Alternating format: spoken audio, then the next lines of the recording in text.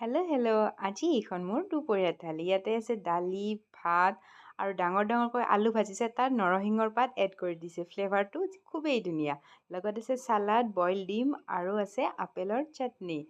আৰু মায়ে যে কণীটো ধুনীয়াকৈ কাটিম বুলি কেনেকুৱা এটা হৈ গ'ল লাষ্টত। এতিয়া আহিছোঁ গধূলি। গধূলি এনেকুৱা এটা ক্ৰেভিংছ হয়, মোৰ লগত নহয়, চবৰে লগত হয়। ক্ৰেভিংছটো কেনেকুৱা বাৰু? চটপটা নামকিন এনেকুৱা। মিঠাটো খাব মনেই নাযায়। তাৰপাছত ভাবিলোঁ ঘৰতে অনা দুপেকেট পাস্তা আছে। প্ৰথমতে মাক মই সুধি ল'লোঁ, যিহেতুকে মায়ে ময়দাৰ বস্তু ইমান এটা ভাল নাপায়। তাৰপাছত মই যেতিয়া মাক সুধিলোঁ, মা খাবানে? মায়ে ক'লে, হ'ব খাম।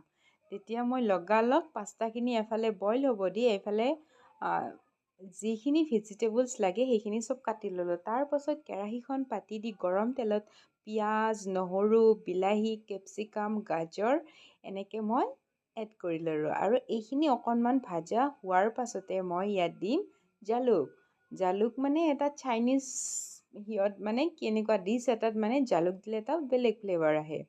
আপোনালোকে এনেকৈ বনালে জালুক দিয়েনে? প্লিজ কমেণ্ট কৰি জনাব। তাৰপাছত মই কিন্তু নিমখ, হালধি চবখিনি দিলোঁ, কিন্তু হালধি দিব পাহৰিলোঁ। সেইটো অৱশেষত দি দিছোঁ, আপোনালোকে দেখাই পাব। এয়া মোৰ দেখা পাইছে, নিমখ গোটেইখিনি এড কৰি দিছোঁ। আৰু বনাবলৈ তেনেই ইজি। আৰু এয়া যে দেখিছে, এয়া বগাটো এয়া হ'ল পাস্তাৰ মছলা। এইটো পাস্তাৰ পেকেটৰ ভিতৰতে আহে। এইখিনি খাবলৈ বহুত টেষ্টি। তাৰপাছত এইখিনি এতিয়া মই দিছোঁ হালধি আৰু ইয়াতে পানী অকণমান দি দিলোঁ, নহ'লে মছলাখিনি তলত লাগি যাব। তাৰপাছত বইল কৰা পাস্তাখিনি এড কৰি দিলোঁ। হ'লেই লাষ্টত এড কৰিব আছে চয়া চচ। চয়া চচ আজি নাই, এয়া টমেট' চচ। এইখিনি দিয়াৰ পিছত প্ৰায় হ'লেই আৰু। এতিয়া আৰু খোৱাহে কথা।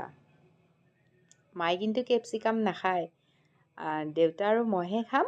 কেপচিকামখিনি মাৰ ভাগৰ পৰা উলিয়াই দিম। যে দেখিবলৈ বহুত হালধীয়া পাইছে, নহয়, এইটো লাইটিঙৰ কাৰণে হৈছে। মোবাইলৰ মই ফ্লাছ অন কৰি বনাই আছোঁ, কিন্তু বহুত হালধীয়া হোৱা নাই। আজিলৈ আহিছোঁ, বাই বাই।